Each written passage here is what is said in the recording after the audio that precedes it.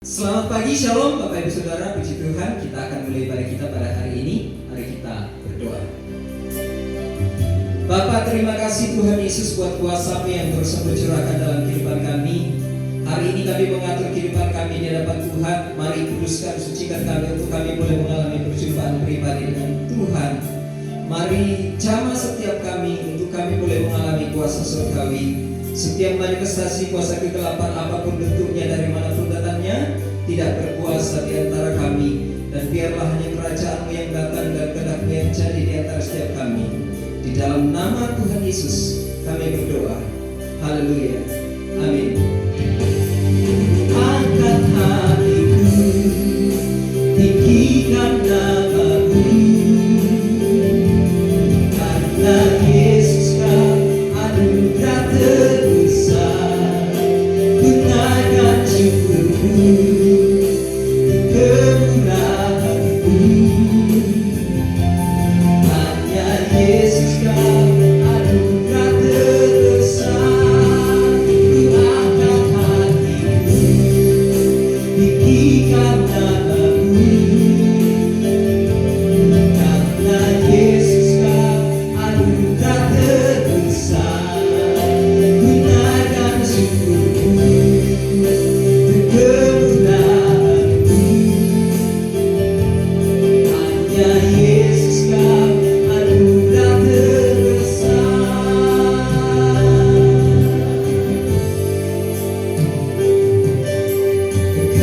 Kasih-Mu tiada berhenti, hati-Mu tak terselami. Betapa baiknya Engkau, ku bersyukur padamu.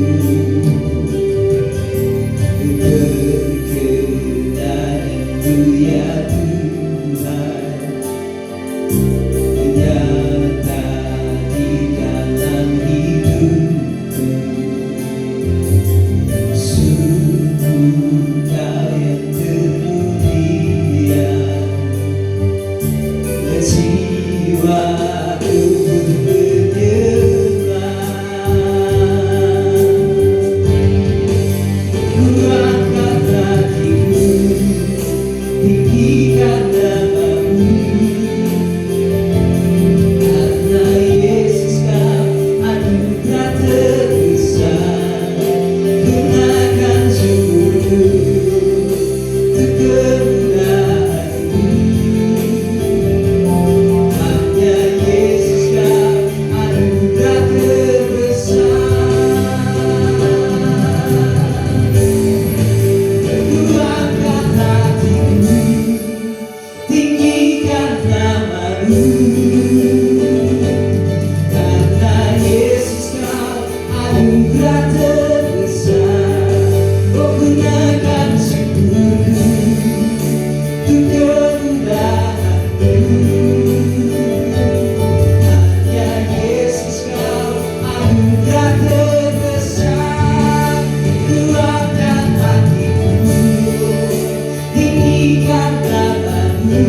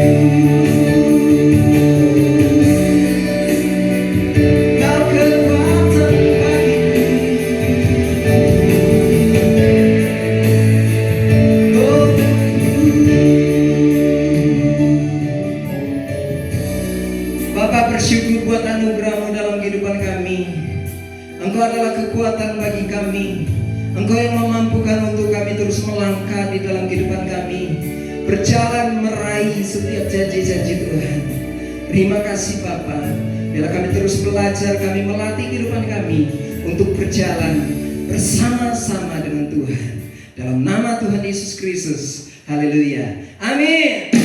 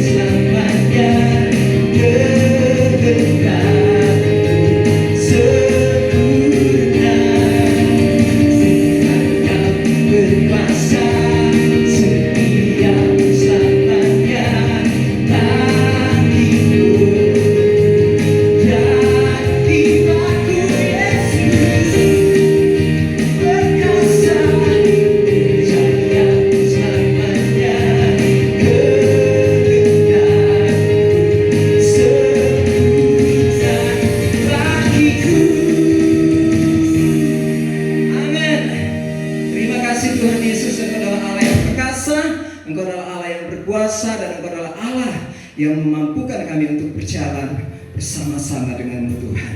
Terima kasih Bapa di surga, dalam nama Tuhan Yesus Kristus. Haleluya. Amin.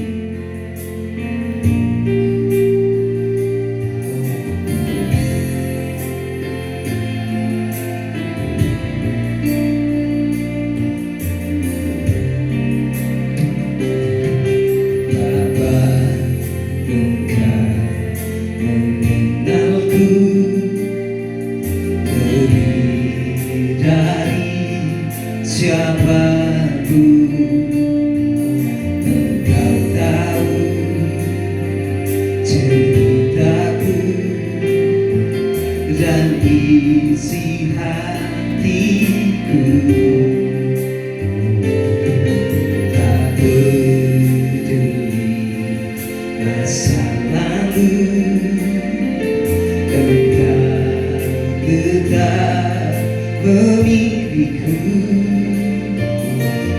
akan ku sempurnakan jadi karya yang indah. Ini aku percaya, tiada yang mustahil bagimu. Kuasamu buatkanku dasarku berharap.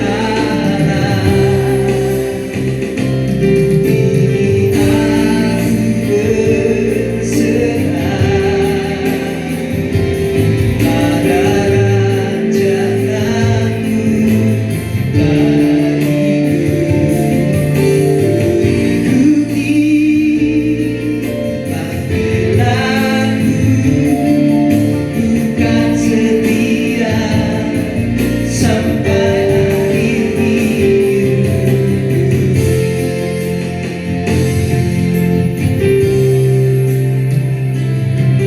Bapa, Engkau mengenalku lebih dari siapapun. Engkau tahu ceritaku dan isi hatiku.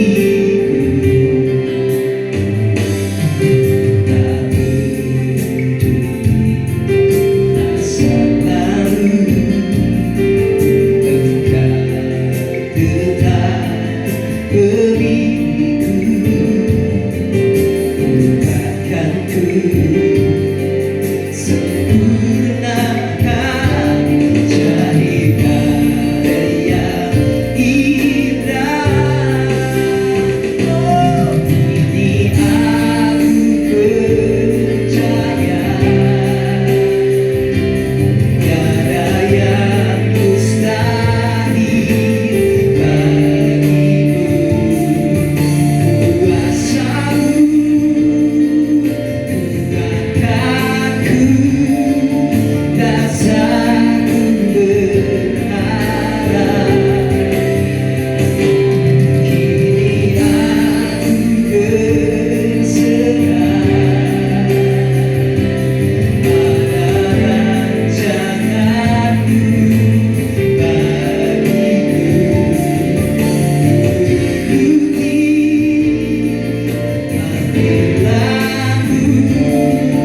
bukan setia sampai akhir hidup.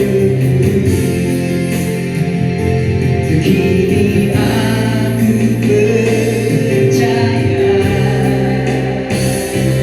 tiada yang mustahil bagimu. Kuasamu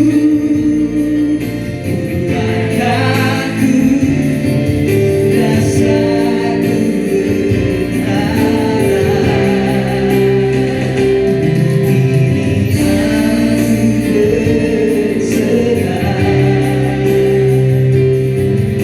pada rancanganmu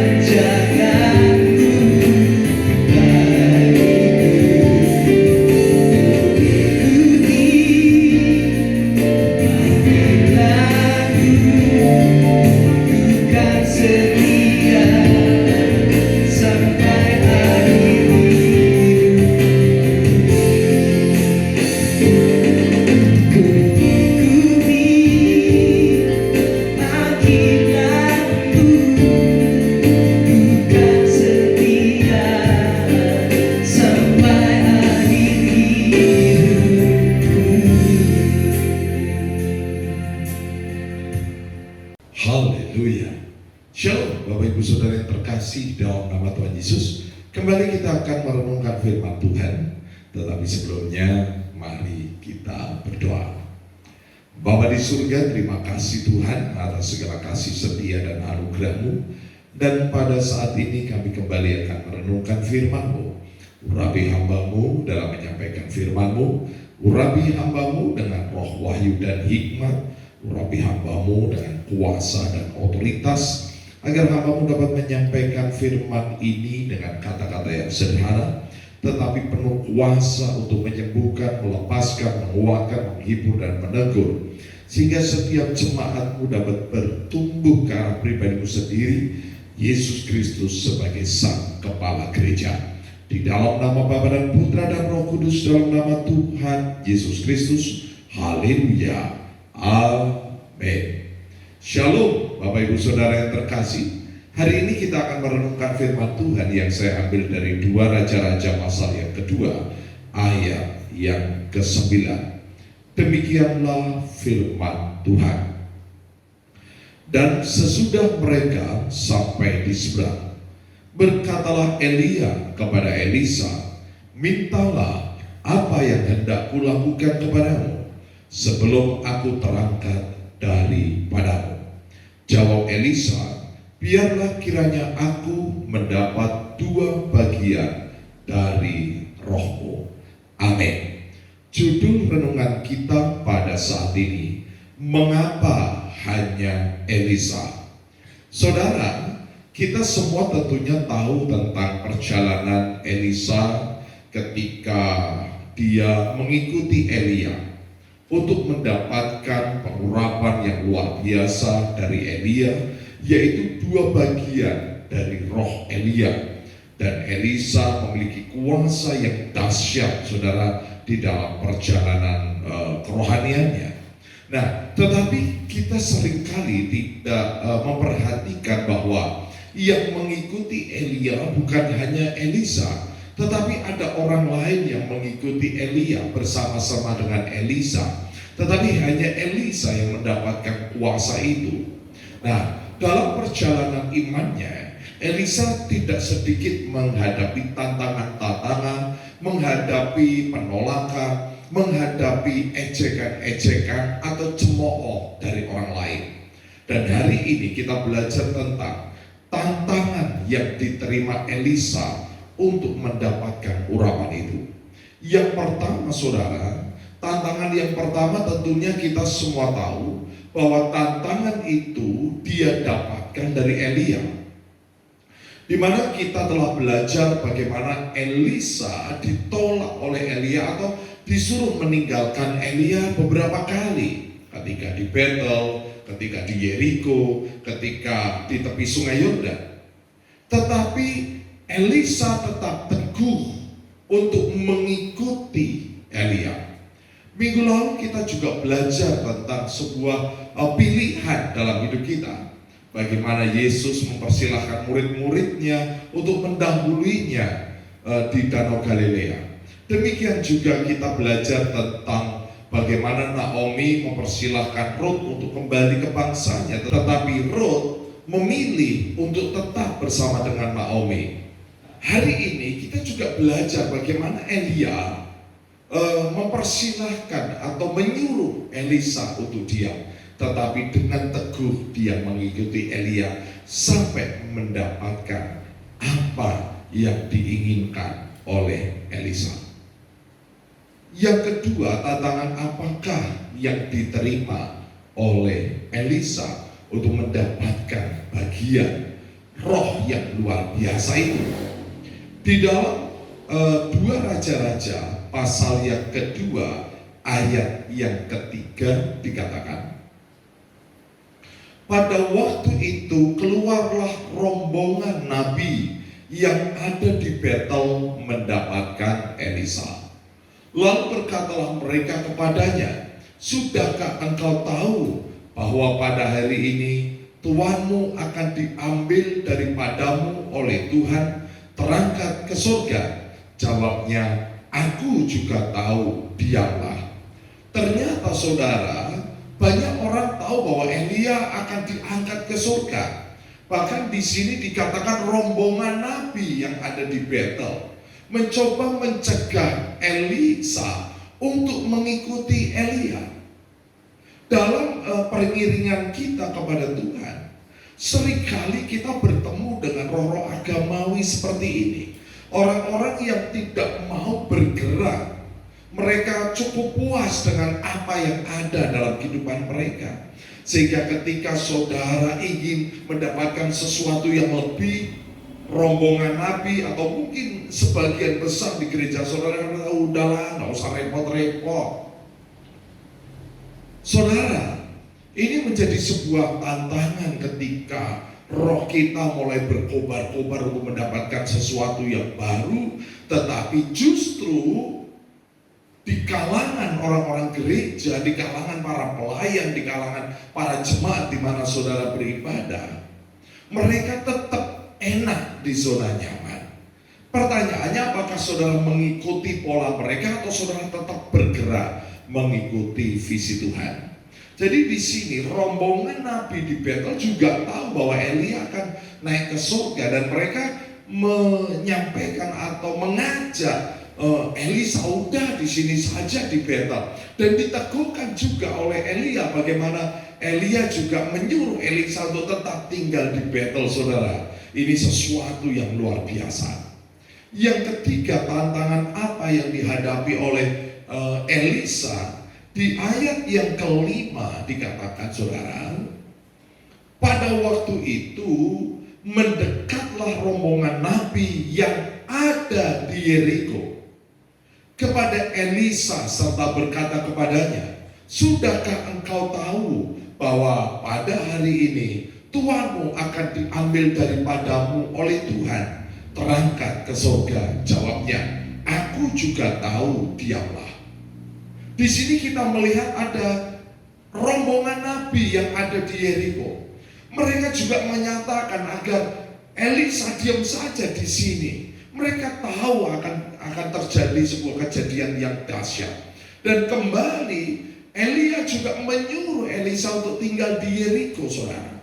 Siapakah nabi-nabi yang di Yeriko ini? Di ayat yang ke-7 dikatakan 50 orang dari rombongan nabi itu ikut berjalan, tetapi mereka berdiri memandang dari jauh ketika keduanya berdiri di tepi sungai Yordan.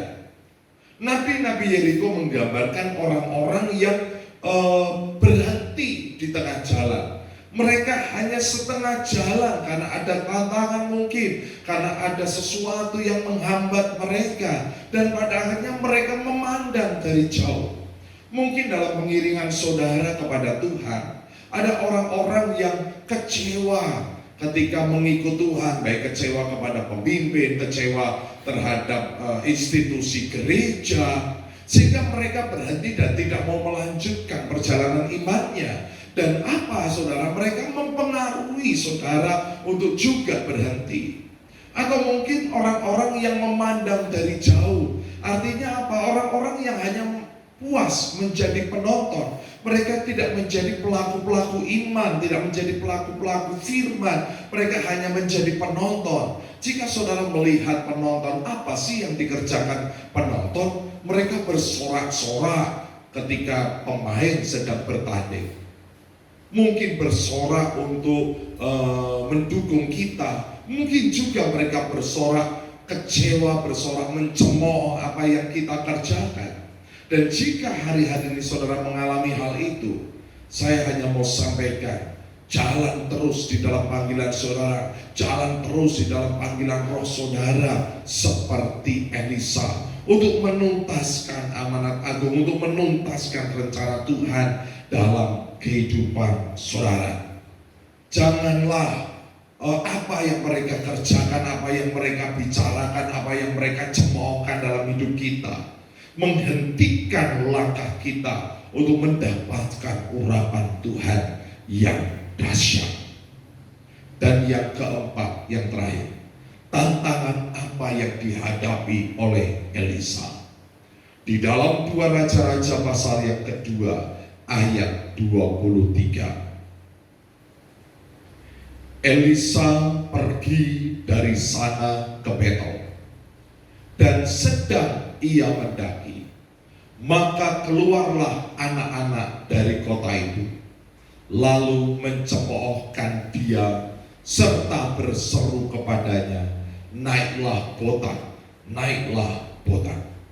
Saudara, Kalau tadi kita melihat rombongan nabi di Betel, kita melihat rombongan nabi di Yeriko, kali ini justru anak-anak dari kota Betel mencemooh apa yang dikerjakan Elisa. Anak-anak di sini dalam bahasa Ibrani-nya Ketanim Nakarim, yang artinya anak lelaki muda atau pria muda, bukan anak-anak kecil yang tidak tahu apa-apa, tetapi anak-anak muda. Anak-anak ini menyinggung Elisa, bukan karena Elisa mendaki, tetapi mereka mengejek Elisa. Mengapa Elisa tidak naik seperti Elia? Artinya anak-anak muda ini mereka tidak percaya atas apa yang terjadi tentang kenaikan Elia. Dan saudara tahu Elisa menjawab apa yang dikerjakan atau dicemoohkan anak-anak muda itu dengan firman. Ada banyak orang bertanya kepada saya di ayat yang selanjutnya, mengapa Elisa mengutuki anak-anak itu sehingga anak-anak itu dicapik-capik oleh beruang. Di sini dikatakan, lalu berpalinglah ia ke belakang, dan ketika ia melihat mereka, dikutukinyalah mereka demi nama Tuhan. Maka keluarlah 2 ekor beruang dari hutan, lalu mencapik-capik dari mereka 42 orang anak. Ada banyak orang yang bertanya, Pak Pendeta, kenapa Elisa kejam sekali? Hanya diejek aja kok langsung dia kutuki mereka sehingga ada 2 ekor beruang mencapik-capik anak-anak itu. Sebenarnya Elisa tidak mengutuki dalam tanda petik, mengutuki dengan amarah, tetapi Elisa mencatut atau mengambil firman Tuhan di dalam Imamat pasal yang ke-26 ayat 21 sampai ayat yang ke-22. Jikalau hidupmu tetap bertentangan dengan daku dan tidak mau mendengarkan daku, maka aku akan makin menambah hukuman atasmu sampai 7 kali lipat setimpal dengan dosamu. Aku akan melepaskan kepadamu binatang liar yang akan memunahkan anak-anakmu dan yang akan melenyapkan terangmu, serta membuat kamu menjadi sedikit sehingga jalan-jalanmu menjadi sepi. Elisa menyerahkan apa yang dia alami kepada Tuhan, dan Tuhan membela perkara Elisa. Saudara yang terkasih dalam nama Tuhan Yesus, tentunya iblis tidak suka ketika saudara mengalami kasih Tuhan, mengalami pengurapan dahsyat. Iblis tidak suka ketika saudara terus teguh di dalam perjalanan iman saudara. Alkitab berkata saudara, bahwa di hari-hari terakhir, bahwa di zaman akhir di dalam 2 Petrus 3 ayat 3 akan tampil pengejek-pengejek, akan tampil para pencemooh. Para pengejek hanya mengejek iman saudara, mengejek ketaatan saudara, mengejek visi saudara. Ada sebuah ungkapan, seorang pengejek selalu melihat lubang pada sebuah donat yang enak. Mereka tidak pernah melihat donat dan toppingnya yang enak, tetapi mereka selalu melihat, lubang di tengahnya mahal, tidak besar dan lain sebagainya. Tetapi Tuhan sudah memberikan sebuah kekuatan kepada kita. Berbahagialah jika engkau dicemooh. Berbahagialah kamu karena Tuhan engkau dibenci. Tantangan selalu ada dalam pengiringan kita kepada Tuhan. Tantangan selalu ada ketika kita terus berjalan dalam visi Tuhan. Jangan seperti rombongan nabi di Betel. Jangan seperti rombongan nabi di Yeriko. Jangan seperti anak-anak muda yang menyepelekan pengurapan yang berasal dari Tuhan. Tetap semangat, majulah terus di dalam visi Tuhan. Haleluya. Amin.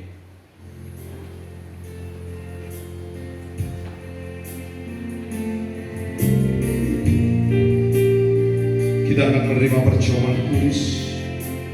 Tapi sebelumnya kita naikkan pujian Bapa Engkau mengenal.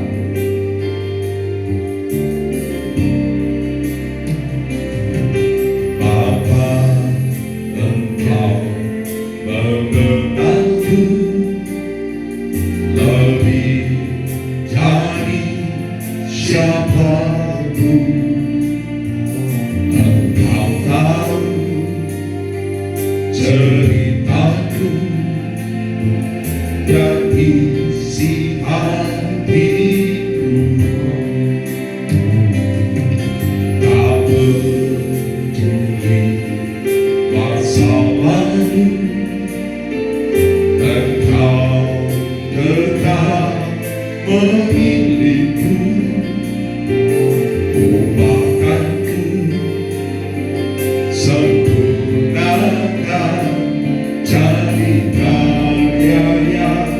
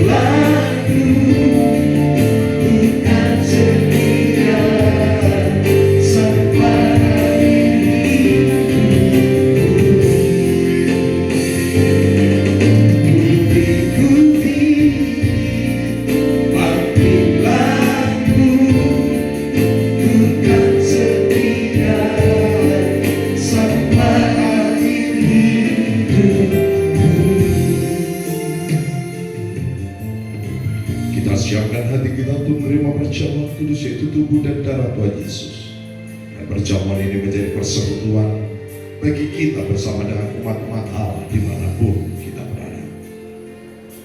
Sebab apa yang telah kuteruskan kepadamu telah aku terima dari Tuhan, yaitu bahwa Tuhan Yesus pada malam waktu ia diserahkan mengambil roti, dan sesudah itu ia mengucap syukur atasnya, ia memecah-mecahkannya dan berkata, inilah tubuhku yang diserahkan bagi kamu, perbuatlah ini menjadi peringatan akan aku.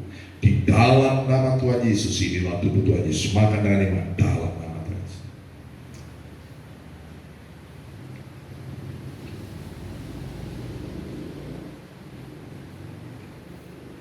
Demikian juga yang mengambil cawan sesudah makan lalu berkata, cawan ini adalah perjanjian baru yang dimeteraikan oleh darahku.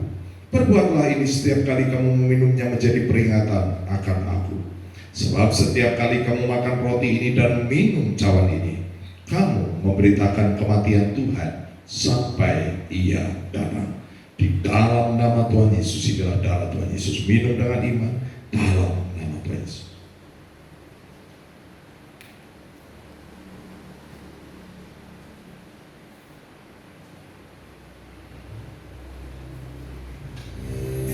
Kita mengucap syukur saudara. Kita naikkan pujian ini. Kita tinggikan nama Tuhan. Angkat hatiku, tinggikan namamu. karena Yesus anugerah terbesar. Naikkan syukur.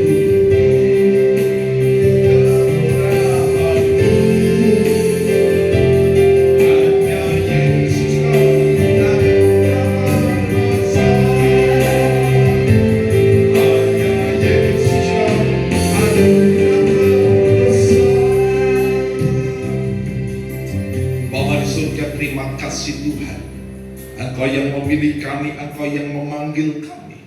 Maka ajar kami untuk tetap setia berjalan dalam panggilan-Mu, berjalan dalam visi-Mu untuk menuntaskan amanat-Mu.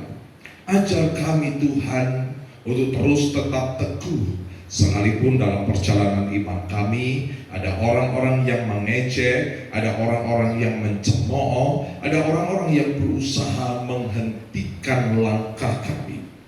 Firman-Mu sendiri berkata bahwa di akhir zaman akan muncul para pengejek-pengejek, dan Engkau sendiri Tuhan telah mendapatkan banyak cemoohan, bahkan ludah Kau terima. Tapi kami percaya Tuhan bahwa anugerah-Mu sungguhlah besar dalam hidup kami. Pengharapan yang Kau sediakan dan keselamatan yang Engkau berikan bagi setiap orang-orang yang setia menjadi bagiannya. Terima kasih atas anugerah-Mu. Ajar kami untuk terus melihat pribadi-Mu sendiri, Yesus Kristus, yang telah menuntun setiap langkah kami. Baiklah jemaat Tuhan, angkatlah kedua tangan-Mu, arahkan mata rohani-Mu dan terimalah berkat dari Tuhan. Diberkatilah kau yang tertanam di dalam taman Tuhan. Diberkatilah kau laki-laki, kau menjadi pohon terpantin kebenaran, tanaman kesukaan Tuhan yang menceritakan tentang keagungan Tuhan. Diberkatilah kau para wanita, kau menjadi pohon anggur yang manis dan lebat, yang tidak mengalami kekeringan sekalipun pada musim kemarau. Pakaianmu adalah kekuatan dan kehormatan, dan engkau akan tertawa tentang hari depan. Diberkatilah kau anak-anak muda, engkau menjadi tunas zaitun yang berjalan dalam wibawa dan otoritas Allah, seperti anak panah di tangan pahlawan, demikianlah hidupmu di tangan Tuhan. Tuhan Yesus datang untuk memberi hidup dalam kelimpahan. Maka engkau bersama anak cucumu tidak minta-minta roti, engkau bersama anak cucumu mewarisi bumi.